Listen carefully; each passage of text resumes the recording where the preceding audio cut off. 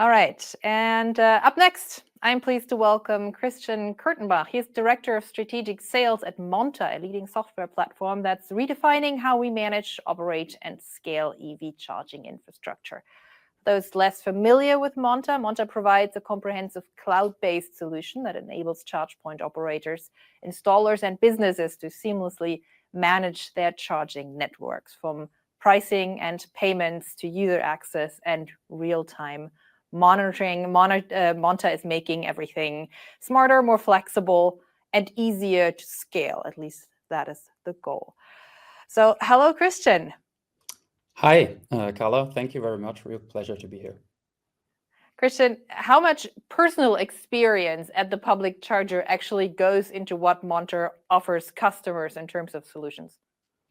Obviously, a lot, right? It's the mainstay of what we do, and it extends to really everyone in the company. It's the main reason why we have a company pool cars for everyone to try charging in public, but also at work and at home.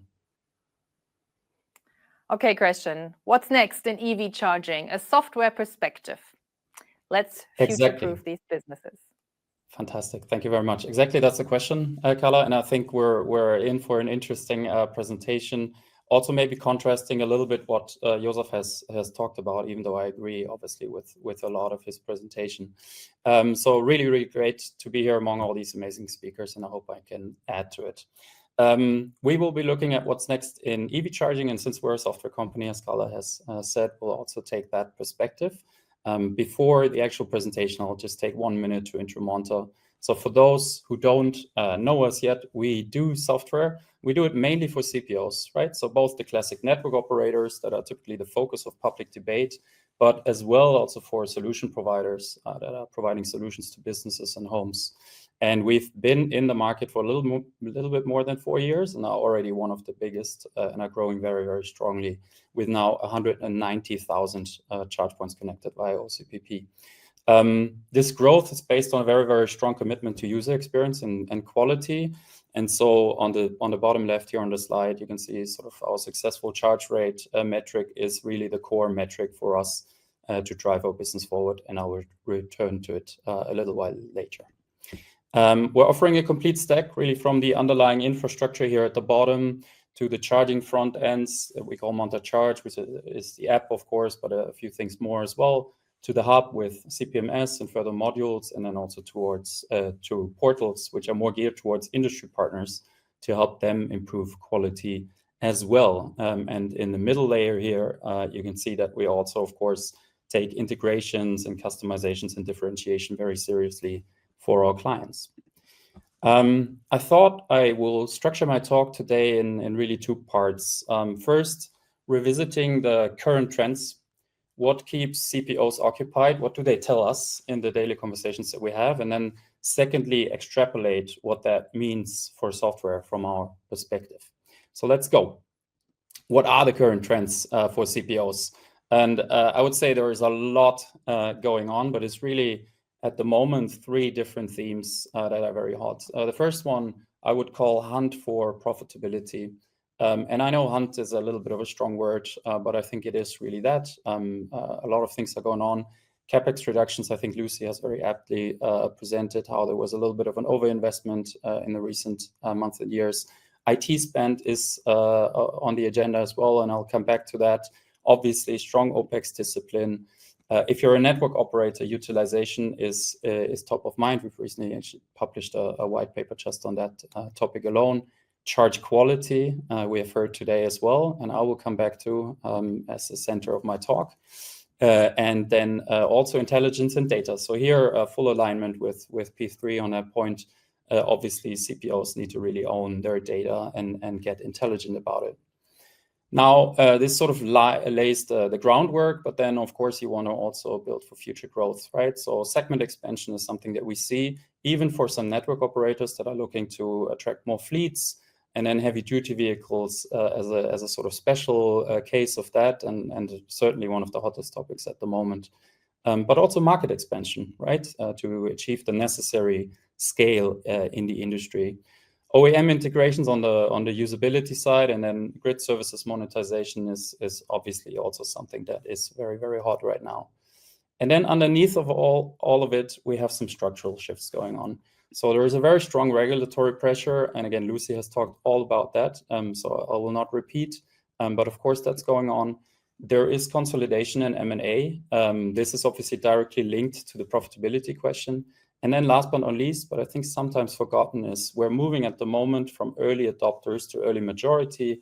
Lucy has said there's around 4% of the vehicles are now electric across Europe. This is set to increase, and the new users will not have the same expectations as the old ones. So maybe to sum up, right, profitability is the question of how do we make this sustainable today, building future growth, where do we place our long-term bets, and then the structural shifts are a little bit what forces are reshaping the game. So based on these, what do CPOs ask us about in terms of concrete software topics, abilities that they would like to see? And you're going to be shocked. It's a lot, right? No surprise here in a way. There's a lot of hot topics here, like bidirectional charging, sort of was towards the center of the screen here. They're on it, of course, right? But there are also many, many others, really evolution of standards, professionalization of roaming, but also B2B self-admin, automatic regulatory reporting. So the list is very, very long. And maybe this slide may serve as a starting point for your next software RFI, but the question, of course, is sort of what's the bigger picture here, right? What should we really focus on to move our business forward? And I think if we just look at many of these, we can see that at least half of the topics here really have to do with user experience. So the question of how do I get a better quality service to my customers? This is, of course, also linked to understanding that the driver is not the only user, but there's also a site host, a fleet manager, installers, other users that are very, very important in the ecosystem. Even if you take some topic like bidirectional charging, which is discussed very technically in the industry, I would say that also has a lot to do with user acceptance and hence user experience. Can I trust that my battery will be safe? Can I trust that my car will be charged when I need it in the morning? Those are very important topics. So in my mind, that is the one meta trend in the industry at the moment is user experience. And we can demonstrate that it has real business impact. So when we looked at, I'll skip one too quickly here. When we looked at some of the first-time users we saw on the platform, we just looked at the October cohort.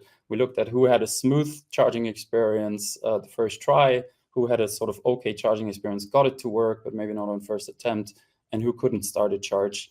And then observe how many sessions those users would perform over the next 3 months. The difference is very, very stark. So it has a user experience really has a direct impact on your revenue. Now, what does that now mean for software? And Joseph has presented some ideas, some concepts, and I'd really like to add to it. I think we've now seen that UX is really important. And we know it's quite poor today. There's a lot to do for CPOs. There's a lot on their plate. Many are in survival mode, to be frank. And there's also, of course, a lot of talk about build versus buy and which vendor to go for. So let's have a look. Maybe before we then come to the EV charging industry, let's first maybe look at how did this evolve in other industries in the question of ERP, CRM, CMS, HR payroll, BI, help desk, you name it. Typically, it started with let's build it. It's not that complex, right? It's also a fun, creative, innovative process. That is until your entire team is done fixing bugs, scaling, keeping it together, keeping up with cybersecurity and standards. And that is typically when then the industry turns to a more hybrid or services-based approach. Joseph called it best of breeds. So the premise here is let's stitch together the best of breed services and just keep control, differentiate. And of course, that sounds very agile on paper, but what happens in reality is that you often end up with some dozen different services with proprietary APIs, some of them with overlapping roles, and zero shared roadmap, right? And so if one of them breaks, then others follow. So where do you go from here? You say, okay, let's just choose a solid platform and then customize it to fit us, right? Because at the end of the day, of course, we want to differentiate and win in the market. So you do that and you do fast differentiation with perhaps custom models, perhaps even code injections, plugins, you name it. And you do that for a couple of years until you are stuck on an outdated version. And those updates start to break, and you are actually more vendor locked than you've ever been. So where do you go from here? I think we've seen this. You would go to a more platform native approach and start to build using and differentiate using outside extensions, right? So you would start to come to the conclusion, let's align our core operations actually to the market standard and add a few bespoke services where we really need them. And you will then start to regain momentum as you get out of this, sometimes would call it spaghetti monster phase. I think any of us who have worked in a corporate in the 2010s can recognize what that looks like. And you go into a cleaner mode where really the software and the business aligns, and then you build on top. Now you might say ERP, CRM, etc. Those are all functional softwares, not really core to anyone's business. I would say I disagree, right? So if you're a call center, a help desk is core part of your business. If you're a very sales-oriented business, a CRM is core of your business. But also if you look at other business lines here, like fuel retail software, you'll see a similar story unfold. And therefore then, this is also playing out similarly in EV charging. I would say the only difference really is that not all CPOs have chosen to build themselves in the beginning. Some have said, okay, let's just buy some basic software. Josef has also described that. And that has worked for a few years, but now actually feels quite constrained because perhaps the vendor hasn't been able to catch up, maybe started very early in the industry where there wasn't enough software revenue to build on. Maybe the team was too small. Maybe they got bought up by a strategic buyer. Actually, in the discussion, build versus buy, I sometimes, a while ago, I thought to myself, okay, is this like a classical pendulum swinging back and forth, and sort of really depends on the current strategic thought that is prevalent in the CPOs. But I really think it's not. I think the general trend is from left to right. Let's look at some examples to see how this plays out. And these are real examples, obviously heavily anonymized here from conversations we had. CPO A, right? Very, very large CPO. This is not a small player here on a 100% in-house stack, obviously with some payment integrations like Stripe and so forth. But really the core stack is in-house, running on more than 50 developers, hosting cost alone around 100K euros a month. Is now in the situation that they need to reduce capacity due to cost pressure, right? Effectively stopping further feature development and losing ground to competition. CPO B took a different approach, more in phase 2, I would say. Also very, very large, not a small player at all, on a hybrid stack. So procured a CPMS core and also separate energy management part, did their ERP and billing integrations, developed an app on top of it. To my honest surprise, in that conversation, they then said, well, we have about 50 developers, and this is just to keep it together, right? So this is not actually cheaper than in-house. And so then I wonder sometimes what's the point? CPO 3, again, different approach, but maybe more on a component-based platform and then a heavily customized white label app. The white label app, unfortunately, not very well rated.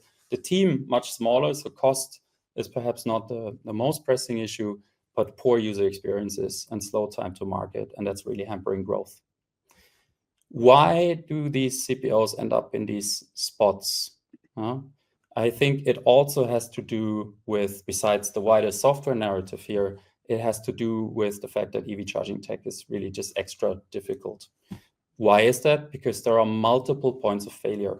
A successful charging session, and this has also been said earlier today, has to run through a multitude of different systems, all the way from hardware to OSPP layout, sometimes roaming, app, payment, the vehicle, not to forget, and billing. And now the math is just very brutal. So if all of these systems perform reasonably well, you still end up with a success rate of some 93%, which is pretty much what we do see in the market, even for better CPOs. So this is quite brutal. How does a more cohesive stack, which we would see in phase 4 on a more platform-based approach, then win? So number one, of course, it's about the charge quality and the charging experience. And I know the math, as simple as it is, won't convince you here. That's a bit simplistic to think about. But what really matters is the teamwork along the whole value chain. And I thought there was a great example on the Monta Slack channel yesterday, discussing here. We have a Slack channel that's called Charge Quality, of course, where we monitor everything every day. And there was an engineering manager picking up an observation that ad hoc QR charges have more timeouts than the app. And there were some indications after some digging that the cable is plugged into another connector. So one potential solution where they're discussing is to create a monitoring query, turn it into feedback within the CPMS back to the CPOs so that they can act on it, right? One out of many, many solutions. But this is the work that you can do because you have a view on the entire structure rather than an individual part. Reason number 2 why we think cohesive stacks will ultimately win is about time to market and development costs. I've already indicated some of this, but want to really double down on it. You're going to be much faster and with lower development costs, not just at the start, but continuously. I think another great example, a CEO of a large CPO recently mentioned in an interview that dynamic pricing is one of the hot topics to come, but it will require a massive investment in their backend. They're on an in-house backend. And to be fair, he's not wrong. Dynamic pricing really touches a lot of different areas. So you need integration to the energy markets, you need to touch your pricing engine, your backend interface to set up the prices. You need to display it in your app towards the consumer. You need to display it also on payment terminals. You'll need to maybe adjust the reservation amounts. And of course, it needs to be fed into the billing engine. Now, that is a lot of work, unless, of course, your platform provider already has it, right, and provides it for you. And this is an example of how we've built it up all the way from the backend to then the app already with a small icon to indicate, okay, this price will be dynamic, to the payment screen where you get even more information about how the price will develop and adjusting also the reservation amount and then going further into billing. Now, features like that are the rule rather than the exception, right? So features that span across the entire stack. There are things like promotion code, charge subscriptions, and many, many more examples where really the feature spans across the whole stack. And if you're sitting on a spaghetti monster, to make it very sort of tangible here, then that's just going to be very difficult to build. I'm having a lot of conversation with prospects who realize they have a hard time doing that, in particular because they've separated CPMS and app and are not in control of neither, right? So really the worst case, giving that to 2 different vendors, then you will just lose speed. Last reason why cohesive stacks in our view will win is operational cost. So simply also because you have a smoother chain here that will impact error rates. Obviously, that's going to have a cost impact. It's just an illustrative calculation. And of course, you can plug in your own numbers here. But also things like reconciliation of payments from roaming or other sources, right? If they all come from different sources rather than be consolidated by your system automatically, that's going to incur a cost. A good example here really is roaming, how a modern platform can really take you to the next level in terms of control while still taking away all the hassle that comes with managing roaming connections technically, but also commercially, right? So we have built a system where you can actually set a specific roaming price per each charge point, but then on top of it, you can go in and give a specific EMP for a specific set of charge points a discount based on a few clicks. Optionally, of course, for the very large CPOs, we also offer self-managed roaming via OCPI, and typically the CPOs then choose to manage a few connections themselves, the strategic ones, and then the long tail is managed through us. Now, so there are a ton of benefits to really keeping that core value stream intact, but being on a cohesive stack does, of course, not mean you cannot build on it and differentiate, right? I would say actually the opposite is true. Finally, you have the time and resources to differentiate. So at least, of course, if you have a vendor that has a strong API suite, then you can easily bolt on top things like maybe your deployment management tool, maybe additional ops tooling that was also discussed today, maybe powered by AI, even parking sensors. We've seen proprietary pricing models that you ingest via API, self-managed roaming I've talked about, maybe custom user onboarding flows, B2B invoicing if you prefer to keep that in-house. Of course, let's say you're a big utility and want to consolidate, third-party loyalty programs, and much, much more, right? So these things do not exclude each other. Then final point, a little bit the elephant in the room, and AI created the picture here for me. So what about AI, right? How will it change everything I've presented so far? We do think that obviously AI has a huge potential for EV charging, right? And just considering a few of the use cases here, a driver saying, plan my route, and the system really considering driver preferences, plus pricing, plus recent charger performance. Or an operator sitting down in the morning with a coffee and say, hey, run my morning check-in, and the system returning clustered alerts across hardware, roaming, payments, and also in-app feedback from the users. Or the operator not actually doing anything, and the AI just basically detecting a new vehicle clashing maybe with 3 different hardware models across different CPOs, and then alerting all of them automatically. Those are, of course, the use cases we can get excited about, right? There's really, really great AI work at the moment in the field. At the moment, however, it's quite limited still to one aspect of charging, and I think the real power will lie in integrating. Now, my personal bold predictions would be this is much easier to build on a cohesive stack, and I think secondly, I don't think it will be built in-house.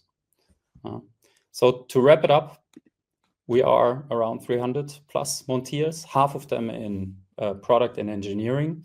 And we're ready, obviously, to support you all the way. These are just some of the faces. If you look at OCPP and hardware, that's a team of 30, just making sure the quality at the hardware intersection is really, really good.